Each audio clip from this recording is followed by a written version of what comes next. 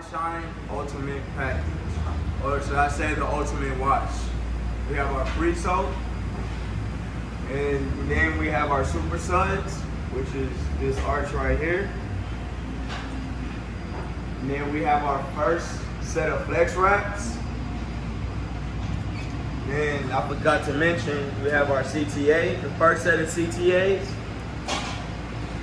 The flex wrap, the first set flex wraps, and the first set top brush. We have our triple foam.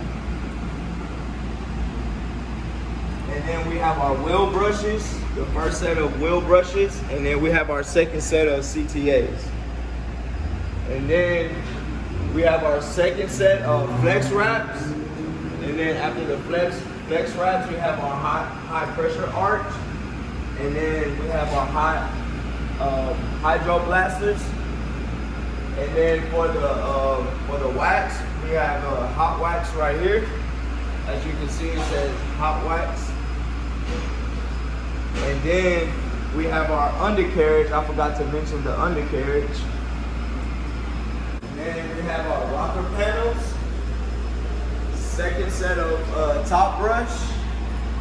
And then we have our freshwater rinse bar. And then we have our ceramic shield made by Simoniz. And then we have our drying agent, Rain-X and ceramic shield arch. As you can see, rain shield. And then we have our spot-free rinse bar and rain bar. As you can see, it says spot-free rinse. And then we have our tire shine. So we only have one set of tire shine. So one on this side and then one on that side. Oh, and I forgot to mention, as you're going through your Ultimate iShine wash, your lights will start to blink up as you go through the process of going through the tunnel.